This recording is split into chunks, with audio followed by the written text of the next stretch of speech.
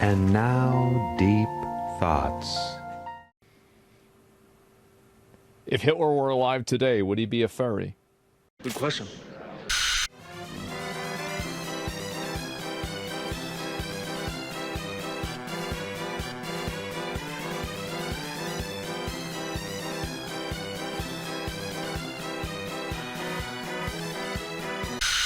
Your political system's so broken. Before we continue, if you could please point on the map to where you live.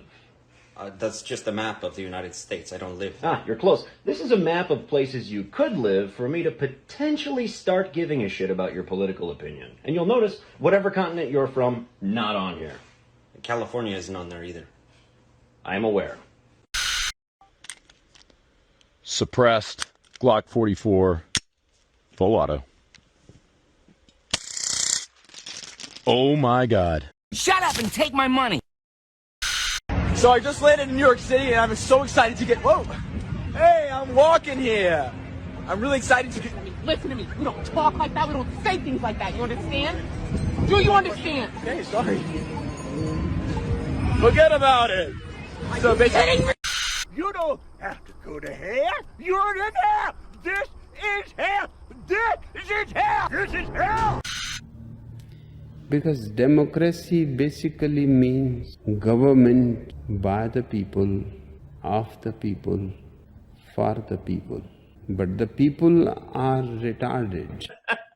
Then strangled them, and finally dismembered their bodies. Right. Then do Available. and homelessness and all that. And now, the voice you've been waiting for. There is a secret song at the center of the world, and its sound is like razors through flesh. I'm here to turn up the volume.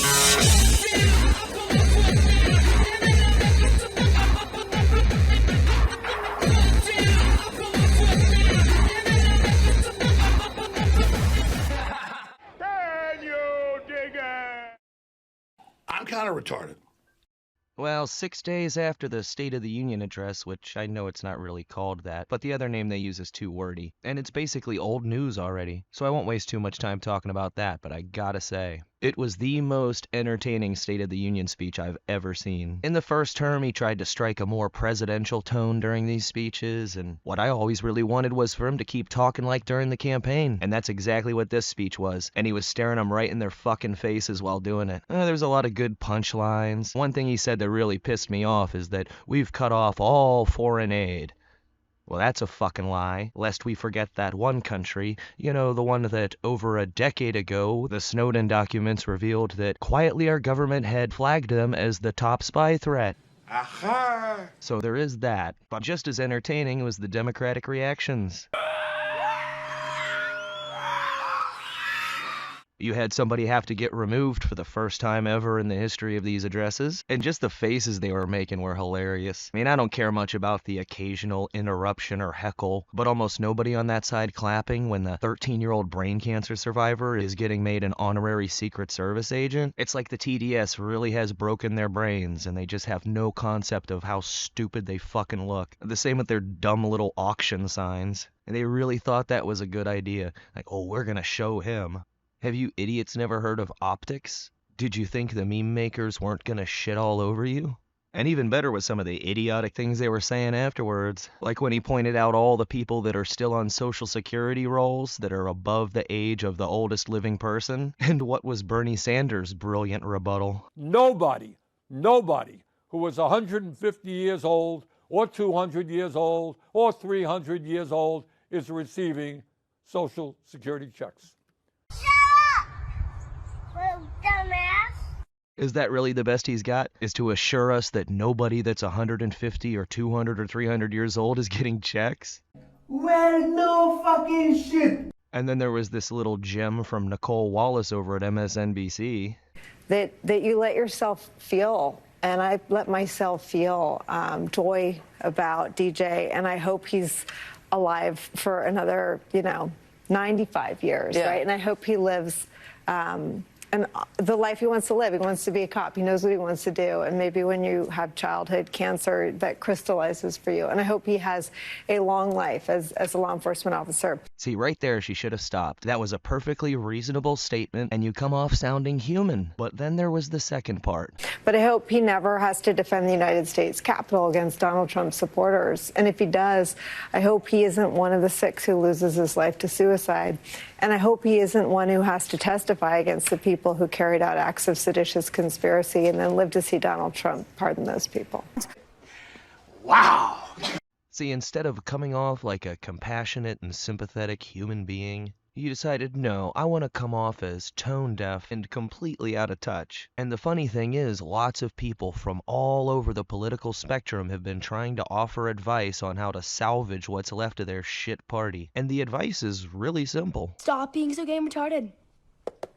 But fortunately, they completely refused to listen. There was also the mention of a message from Zelensky saying he's ready to come back to the negotiating table and sign that deal. Of course, the very next day, he puts out a little video where he's talking about how, oh, well, the Russians are gonna be demanding all this shit, and we just need to stand together and stand strong. Sorta sounding like he's flip-flopping again. It's like every day he just goes back and forth. Which is sort of understandable because he's got all these European leaders blowing smoke up his ass saying, hey, we got your back, brother. As if they're really a force to be reckoned with. And now you got Macron running his dick sucker about, oh, we'll just put everybody in Europe under our nuclear umbrella. And Maloney in Italy, who's usually one of the less retarded ones, talking about extending Article 5 protections to Ukraine. How fucking retarded are you? Which is literally the part that is completely unacceptable to Russia, and they've said they will go to nuclear war over. Maybe they're bluffing. Maybe nuclear weapons are fake. I don't want to find out, because the whole war was stupid to begin with. There was no reason to overthrow their government 11 years ago. There was no reason to extend NATO east up to Russia's borders. And the way a lot of these European presidents, prime ministers, chancellors, whatever fucking names they go by, they just seem to be dead set on escalating this war. Because if they don't escalate the war in Ukraine, well then Putin will try to take over all of Europe. Like, that makes any fucking sense. Hey, I've got an idea. Let's wait and see if that actually happens. The whole preemptively starting a war to avoid war is an argument that I just don't understand how anybody buys into. And then when Rubio did an interview and said that we are involved in a proxy war against Russia, he got attacked because he's agreeing with the Kremlin and Putin. Because anything that the Russians say, we have to automatically and without exception call it bullshit. Even though it's a fact that those missiles that they've been attacking inside of Russia with, well, they're unable to do that without our satellite targeting systems. That's why when it got reported that we were cutting off intelligence to the Ukrainians, what that really meant is those ATACMS and those Storm Shadows that they'd been shooting deep into Russia, well, they couldn't be used anymore because without that satellite targeting, they're flying blind. It's not like we just gave those systems to Ukrainians and they're strictly using them all on their own. So how is that not a fucking proxy war? And meanwhile, the rhetoric is getting pretty heated between the US and China, who made a statement saying that they are completely ready for a tariff war, a trade war, or any other type of war. And they'll fight to the end. Which Secretary of Defense Pete Hegseth basically replied, Now you want to get nuts? Come on! Let's get nuts. You may have heard a lot of people in recent times discussing the Thucydides trap. If you're not aware, it's a concept that dates back to the Greek philosopher Thucydides talking about the rise of the Athenians. The basic tendency when you have one major power that threatens to displace another, it almost always ends in a war. It's not like I'm in favor of starting a war for no reason with China. This is a problem that needs to be addressed sooner than later. Because they're expansionist and imperialistic the way that we pretend that Russia is. It ain't Russia that's buying up a bunch of farmland in the US and gaining influence in Central and South America in our hemisphere. It's the Chinese. And the fact that US policy over the past, 50 fucking years has incentivized the offshoring of our manufacturing capability wasn't by accident. It's people within our own government selling us out. And if we are going to turn that shit around, we are running out of time, which is what these tariffs are about. A lot of the critics attack it as, oh, well, it's going to drive up prices and not going to bring in enough money to offset the deficit. There's more to it than that. Incentivizing people manufacturing goods in the U.S. is something that has to happen. Relaxing regulations, cutting corporate taxes, and yes, tariffs is how you accomplish such a thing. As far as the Middle East goes, that's a much trickier situation, and honestly, it's a good thing I'm not president. I'd probably just be like, fuck it, nuke the whole place, turn it into glass, be done with it. You're kidding me. No. Yes, but no. But yes. You gotta deal with these assholes who are our greatest ally that are probably gonna be trying to attack the nuclear Iranian site. It's a pretty big gamble if it'll even be successful because there's a bunch of them. They are underground in mountains and very, very underground at that. And it's a big guess as to what capabilities they actually have as far as nuclear weapons and delivery systems.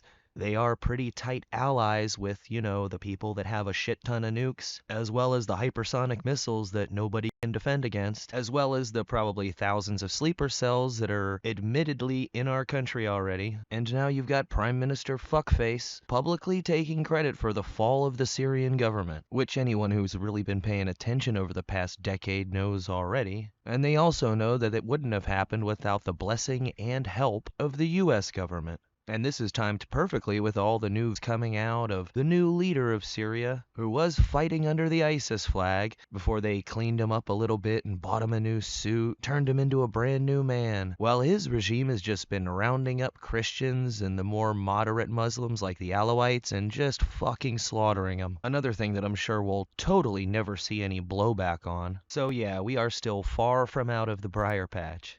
And then back here on the home front, we've got this ongoing egg shortage and insane price increases. I don't think there's going to be any easy answer to the egg shortage right now. The administration is going to announce some measures next week. They've hinted at what they are, basically not culling herds as aggressively, not culling flocks as aggressively as they've done in the past, and also considering maybe vaccinating fowl, poultry. Those two have downsides, too. If you don't cull the flocks, this spreads very quickly within a flock once it gets in, and it's 100% fatal. So whether you cull the flock or you allow this to spread at some level, you may lose the flocks altogether anyway. He says it's 100% fatal, but if you don't cull the flocks, you may lose the entire flock. Does that sound 100% fatal? I have my doubts. Here's an idea. If you're gonna just pump in a bunch of foam to suffocate and kill every single one of them anyway, why don't we just see if maybe some of them might survive? Because then guess what? That's selective breeding. And then those chickens and their offspring would likely be more resistant to this virus. Because what they've been doing is, one chicken tests positive on a PCR test, which the person who invented that fucking test was on record saying that it shouldn't be used to diagnose disease. Well, they get one positive test result and they go, well, we have to kill every single one of them now. And this is Scott Gottlieb, by the way, former head of the FDA, who now sits on the board at Pfizer.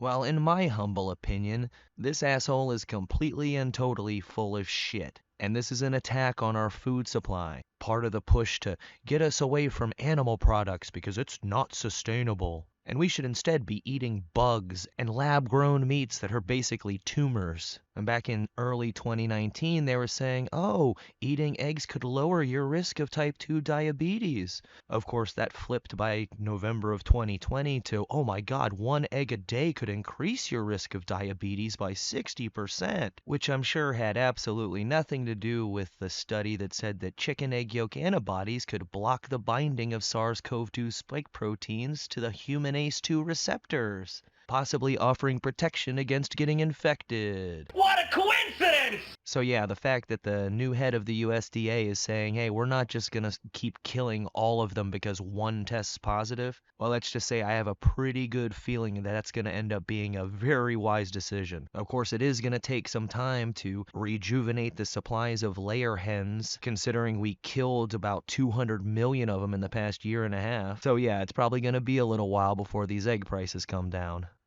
And as for the release of these Epstein files, or should I say the lack thereof, I'm trying to be patient, doing my level best to look at it objectively and realistically, and a lot of people have already completely given up hope on anything really coming of this. But I'm trying to keep in mind that Unlike with Doge, who they were able to go in there straight out of the gate and start making big moves, it's a little bit different when you're talking about arresting, indicting, and prosecuting people. You want to make sure that you have all your shit together before you make the real moves, which does take a little bit of time. That being said, I do not trust this bitch. The way she rolled out this Phase 1 bullshit, and then telling the head of the FBI New York field office that he needs to resign. He should have been fired. He should have been indicted for obstruction of justice immediately. And she's just gonna let him fucking resign and keep his hefty pension? This bitch. And now has been talking about, oh, well, in addition to victims' names, we might have to redact things for reasons of national security. Oh, fucking hell. As it's not lost on me that she wrote an op-ed singing the praises of Bill Barr, the Attorney General who personally looked into the Jeffrey Epstein suicide, and then put out a statement saying, oh yeah, there's no foul play, it was a suicide, nothing to see here, folks.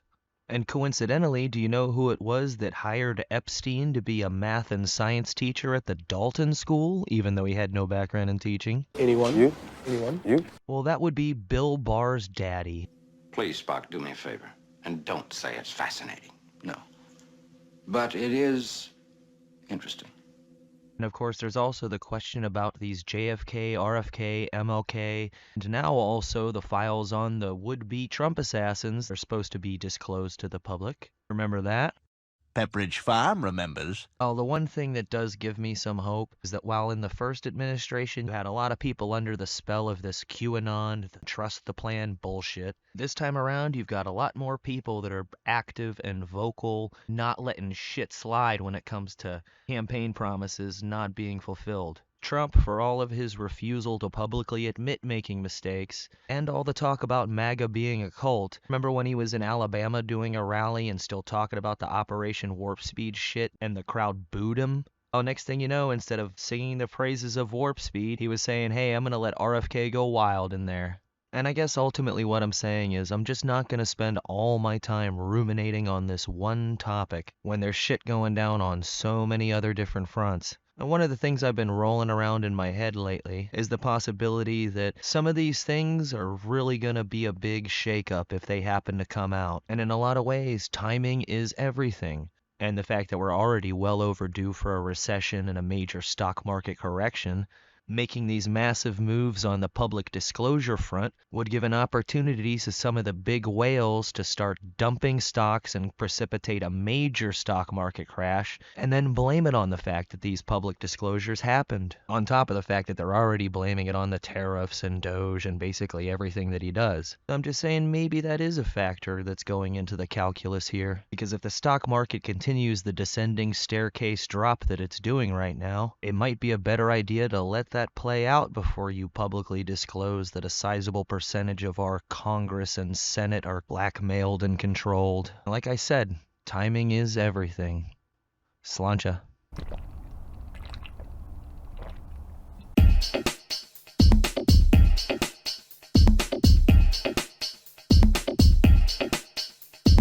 All I have in this world is my thoughts and my words, and I don't break them for no one. You understand? So say good night to the bad guy. So say good night to the bad guy. So say good night to the bad guy.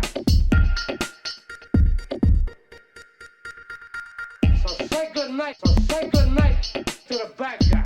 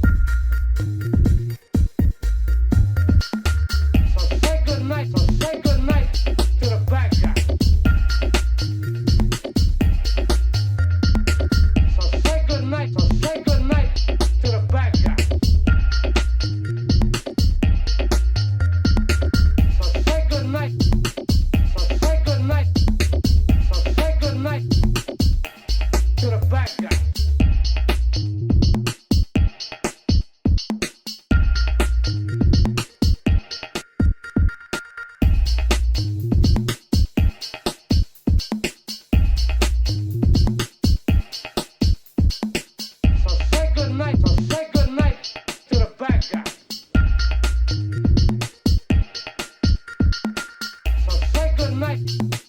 So say good night. So say good night to the bad guy.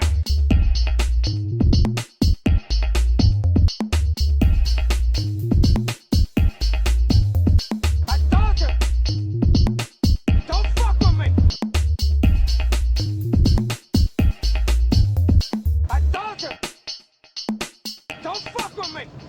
I told you, don't fuck with me. I told you.